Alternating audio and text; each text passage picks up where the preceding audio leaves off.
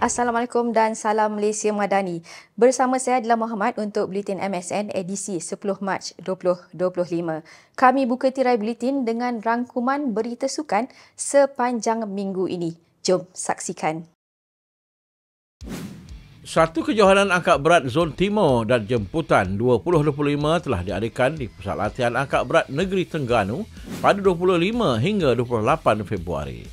Kejohanan anjuran Majlis Sukan Negeri Terengganu dan Persatuan Angkat Berat Negeri Terengganu ini menyaksikan penyertaan 126 orang atlet yang terdiri daripada 82 lelaki dan 44 wanita dari 5 negeri iaitu Perlis, Perak, Terengganu, Kelantan dan Pahang.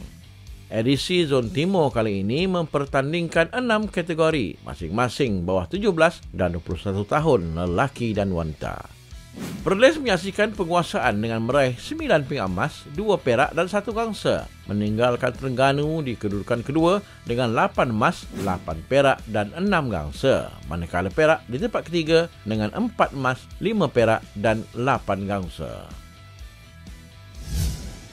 Kem para renang program Next Gen Siri 2 2025 telah berlangsung dari 23 hingga 27 Februari lalu bertempat di Komplek Kecemerlangan Sukan Paralimpik Kampung Pandan. Kem 5 hari yang dikendalikan Ketua Jurulatih Kebangsaan Fumio Minimura melibatkan penyertaan 18 orang atlet dan 9 orang jurulatih negeri. Kem ini merupakan kesinambungan dari Kem Siri 1 yang telah diadakan pada Januari lalu dengan tujuan sebagai persediaan dan pemilihan atlet ke tamasya-tamasya besar tahun ini. Kem kali ini juga telah disusun dengan pelbagai perkongsian dari sudut teknikal dan taktikal kepada para peserta. Perasmian penutup kem telah disempurnakan oleh Ketua Cawangan Pelapis Para MSN, Encik Muhammad Najib Hassan. Sementara itu, bertempat di Dewan Futsal Institut Sukan Negara telah berlangsung majlis penyerahan jalur gemilang dan jersey pasukan Baseball 5 pada 5 Mac.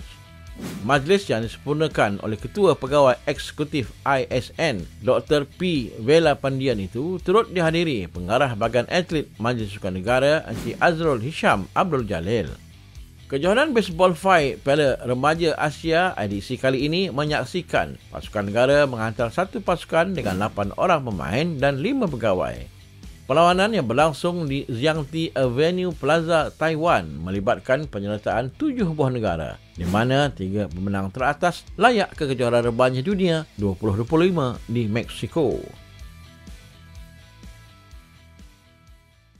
Struktur jawatankuasa Road to Goal yang baru akan diumumkan bulan ini bagi menyesuaikan dengan kitaran Sukan Olimpik akan datang. Ini termasuk pengumuman mengenai kemasukan atau pengguguran atlet dalam program tersebut. Menteri Belia dan Sukan Yang Berhormat Hannah Yeoh berkata, sebarang keputusan mengenai atlet dalam program RTG hanya akan dibuat selepas pelantikan jawatankuasa RTG yang baru. Beliau berkata demikian selepas mengulas mengenai kemasukan bergul lelaki profesional Gozife Nur Izzuddin Rumsani ke dalam program RTG sebagai persediaan ke Sukan Olimpik LA 2028. Beliau turut menjelaskan sudah mengadakan pertemuan dengan Zife dan Izzuddin bagi menerangkan program RTG yang boleh menjadi sistem sokongan buat mereka berdua untuk terus cemerlang.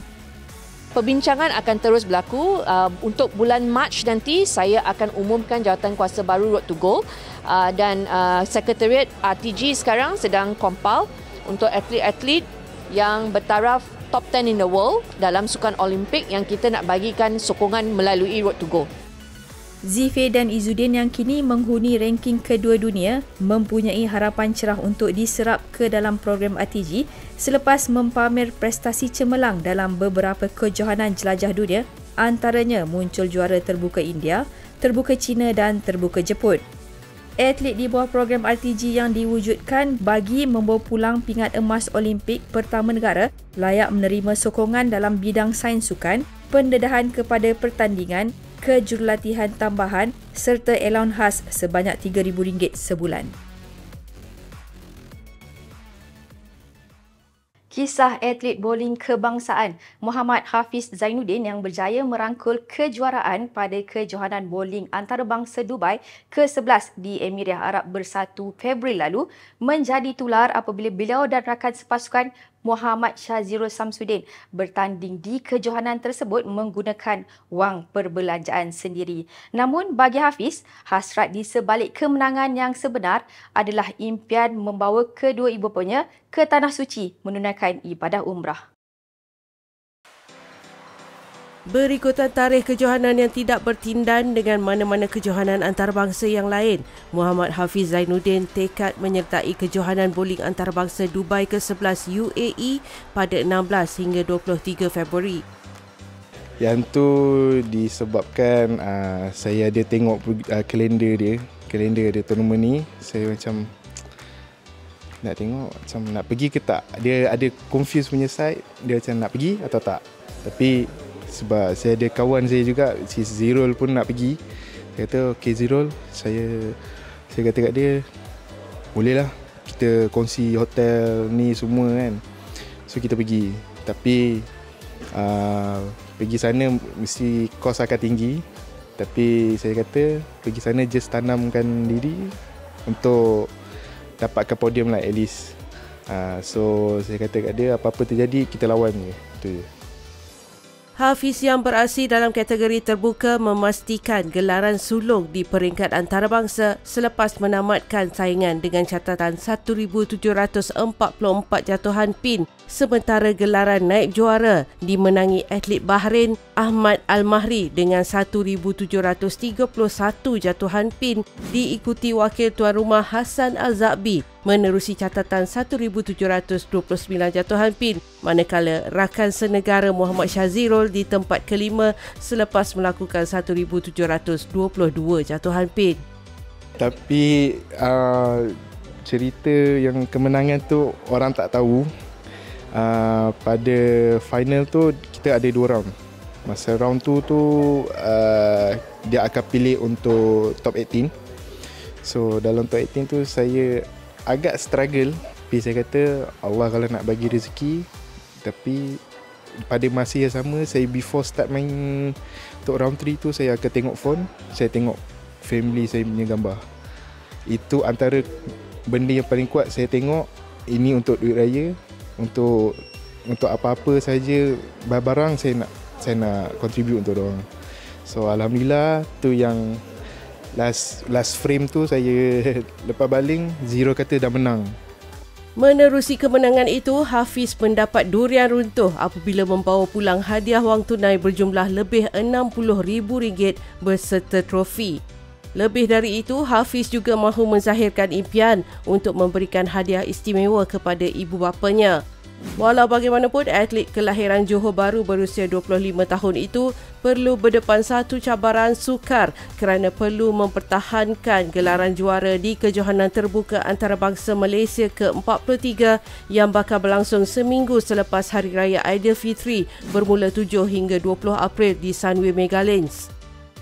Ni pun ada something untuk mak ngaya juga, kalau insyaAllah macam Malaysia Open ke, mungkin saya ada hajat sesuatu untuk diorang juga. Sebab benda yang saya pernah hajat, saya nak bawa diorang pergi umrah. Jadi insyaAllah kalau Malaysia Open ni pun, kalau saya nombor 1 juga, plus nak kena defend lagi title, insyaAllah mungkin saya akan hantar diorang pergi ke umrah. Untuk rekod 2024, selain juara terbuka antarabangsa Malaysia, Hafiz juga merupakan juara kejohanan bowling remaja antarabangsa All Stars 2024 dan meraih pingat emas acara trio kejohanan 10 pin bowling Asia di Bangkok 2024.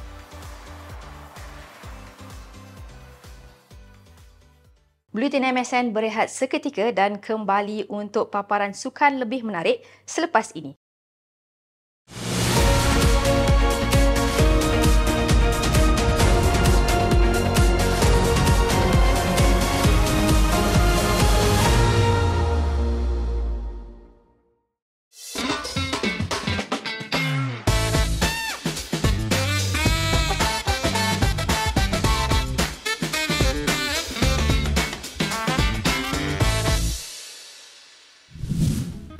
During quarter final. Kami lawan yang last time punya champion India dekat quarter final. Kalau kami kalah, kami sudah tak ada chance untuk dapat medal. And then sebab itu time saya 22 tahun. And then saya rasa saya nak like get a medal for my country. And then if I lost in the quarter final, apa-apa pun tak boleh main sudah. And then bagi saya itu time saya bagi tahu sendiri, okay, saya mesti nak menang ini quarter final. Hai, saya Alice Chang, atlet pingpong negara. Jangan lupa saksikan saya dalam Sembang Sukan pada Rabu jam 2 petang hanya di saluran YouTube MSN dan Sukan TV RTM.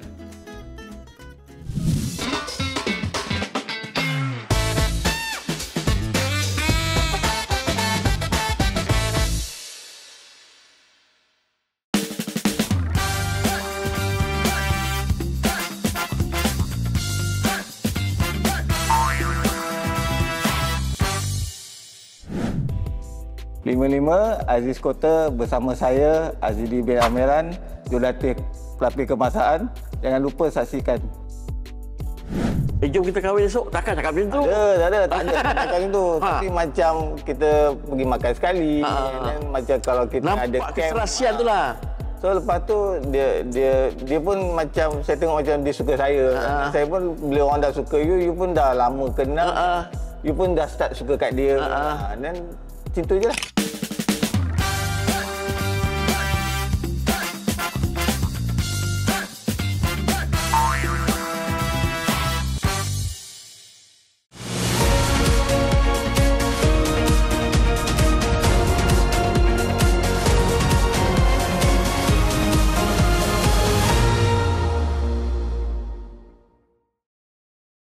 Jangan lupa saksikan Sembang Sukan dan 5-5 bersama Aziz Kota hanya di saluran Sukan RTM dan YouTube Majlis Sukan Negara. Kita teruskan dengan perkembangan sukan olahraga.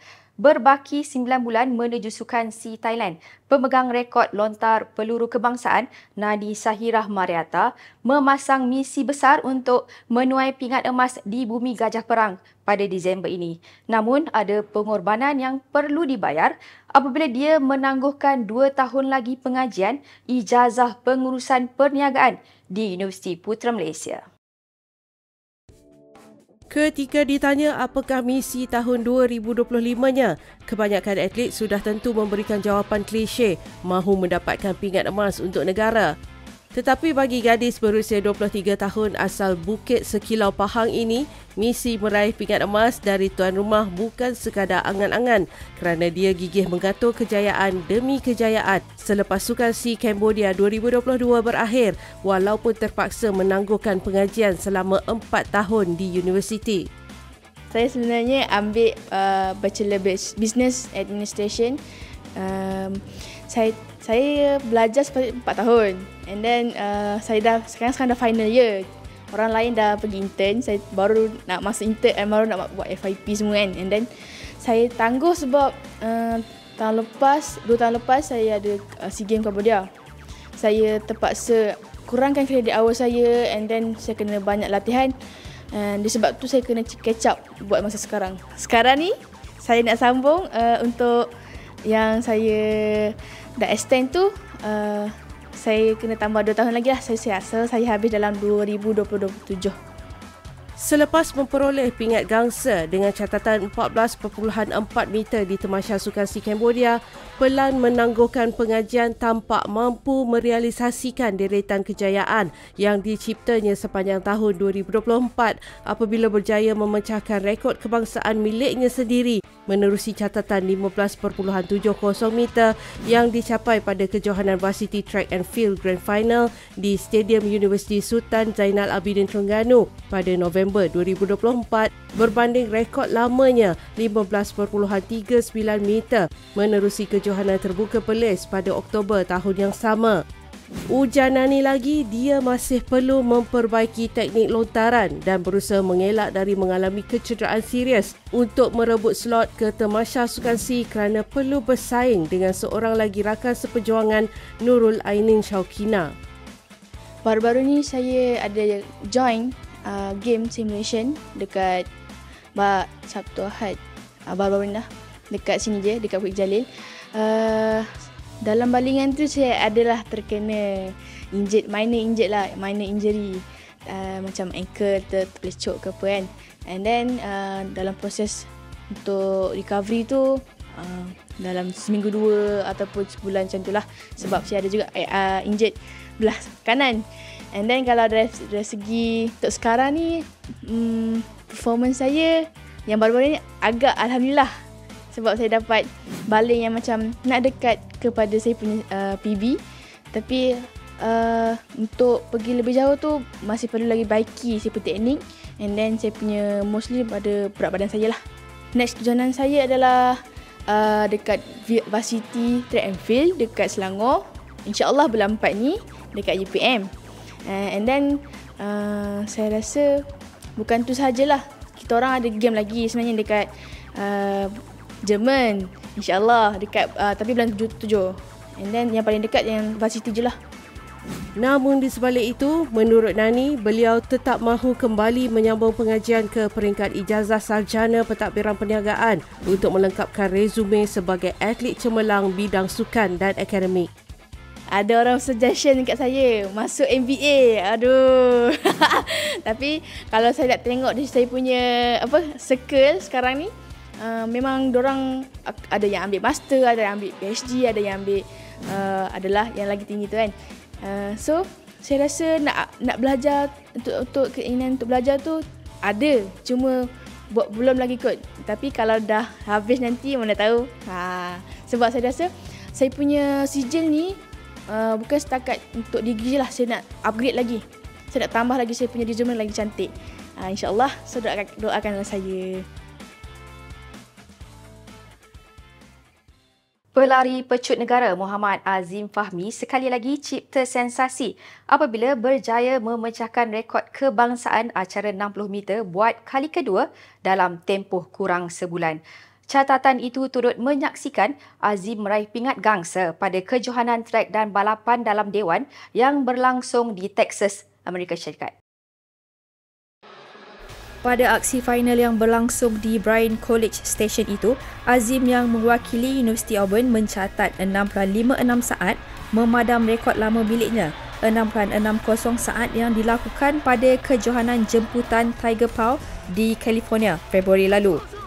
Lebih menarik, kejayaan tersebut turut membuka peluang buat pemenang pingat gangsa Sukan Asia 2022 itu untuk bersaing pada kejohanan olahraga dalam Dewan Persatuan Olahraga Kolej Kebangsaan NCAA yang akan diadakan pada 14 Mac ini di Virginia.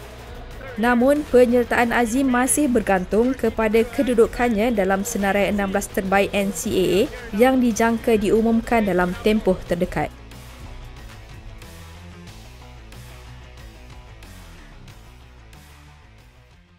Laporan tadi mengakhiri buletin kali ini. Sebelum berpisah, mari kita saksikan rangkuman aktiviti MSN sepanjang minggu ini. Sekian sehingga kita bertemu lagi di edisi akan datang. Kursus refresher course jurulatih tinju 2025 peringkat Borneo telah berlangsung di Dewan Kuliah Fakulti Sains Sosial dan Kemanusiaan Universiti Malaysia Sabah.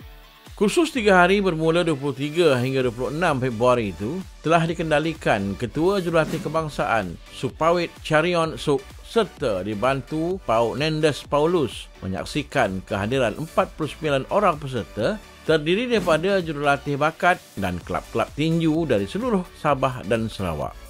Silibus kursus yang telah disusun merangkumi subjek pemakanan, sesuaian fizikal, kecederaan, teori dan praktikal. Peserta kursus turut didedahkan dengan program latihan mengikut kategori umur. Majlis penutup dan penyampaian sijil telah disempurnakan oleh Presiden Persekutuan Tinju Malaysia, Datuk Muhammad Irwan Zulkifli. Ini adalah sebuah kitab yang kami turunkan kepadamu penuh dengan berkah supaya mereka memperhatikan ayat-ayatnya dan supaya mendapat pelajaran orang-orang yang mempunyai fikiran. Surah Sad ayat 29 dengan tema ada ibrah setiap hari ayat dibaca dan bagi tujuan mengejar ganjaran pahala berlipat ganda-ganda di bulan Ramadan yang mulia.